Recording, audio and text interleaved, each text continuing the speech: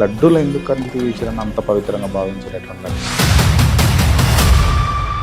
జంతువుల కొవ్వు, పంది కొవ్వు, దున్నపోతు కొవ్వు అని చెప్పి ఉన్మాదకరంగా మాట్లాడిన వాళ్ళు మట్టి కొట్టుకుపోతారు. మీరు ఈ వడ్డీనరా సైకో జగన్ అని సైకో జగన్ అని విన్నరా? ఈ వడ్డీనరా? అసలు మాట్లాడటానికి సిగ్గు సరం కడుపుకి అన్నం తినేమన్నా మాట్లాడుతున్నారా?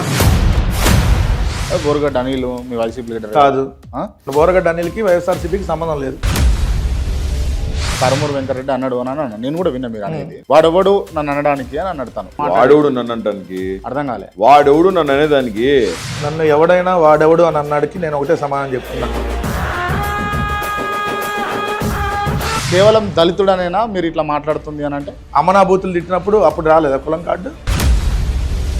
వైసీపీ అలా అధికారం కోల్పోవడానికి కారణం కళ్ళు నెత్తికెక్కడమేనా అని అంటారు. నేను ఓపెన్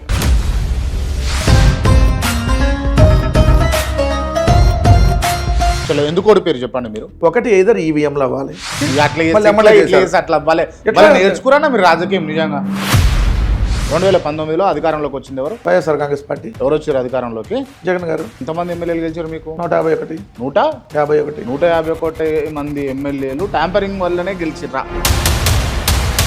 ఇప్పుడు 45 లక్షలు ఎక్కడి నుంచి వచ్చినాయి? అర్ధరాత్రి ఓట్లు, చచ్చిపోయిన వచ్చి ఆత్మలు వచ్చి ఓట్లు వేసినాయా? వైఎస్ఆర్సీపీ అధికారం కోల్పోవడానికి ముఖ్యమైన కారణాలు ఏంటంటే మందు, లిక్కర్ స్కామ్. ఇంకా 3.5 ఏళ్ళు అధికారం ఉంది కదా, ఇల్లు ఎవడన్నా మగాడు ఏడిస్తే మళ్ళీ చెబుతున్నా ఛాలెంజ్.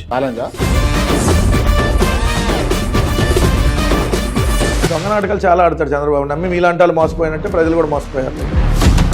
ఆయన చూడని అధికారం లేదు, చెయ్యని ఎంజాయ్మెంట్ లేదు, చెయ్యని ఘోరాలు లేవు, చెయ్యని నేరాలు లేవు.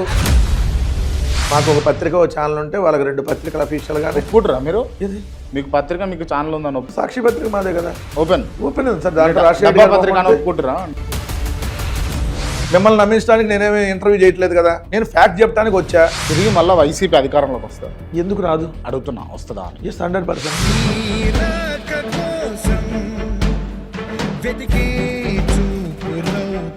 151కు ఉన్నటువంటి వైసీపీ 11కు పడిపోయింది. నెవర్ అండ్ ఎవర్ అని అంటుంది. జగన్మోహన్ రెడ్డి గారిని డైరెక్ట్ గా ఎదుర్కొనేటటువంటి ఆ మగతనం వీళ్ళ దగ్గర ఎయిడ్స్ లేక జగన్మోహన్ రెడ్డి గారు నాకు ఒకటే చెప్పాడు, వెంకటరెడ్డి వాళ్ళ ఇంట్లో కరెంటు పోయినా మేమే కారణం అంటే మేమేం చేయగలం? ఒంట్లో కరెంటు అంటే రైట్. ఇప్పుడు వైఎస్ జగన్మోహన్ రెడ్డి గారు ఎందుకు చెల్లెని పక్కన పెట్టిరానంటే ముఖ్యమంత్రి పదవుల్లో షేర్ కావాలంటే ఇస్తారా? మొత్తం వీళ్ళ ఆస్తుల్లో కూడా కావాలి. ఓపెన్ గా కావాలంటే కరమూరు వెంకరెడ్డి ఎమ్మెల్యే అవుతాడా కాడా? రెండోది వచ్చేటప్పటికి ఒక ఎమ్మెల్యేనో, ఒక ఎంపీనో, లేదా ఇంకో ఎమ్మెల్సీనో ఇదేదో నేను టార్గెట్ గా పెట్టుకొని పని చేయట్లా. జగన్ కోసం పనిచేస్తున్నానైతే తనకన్నా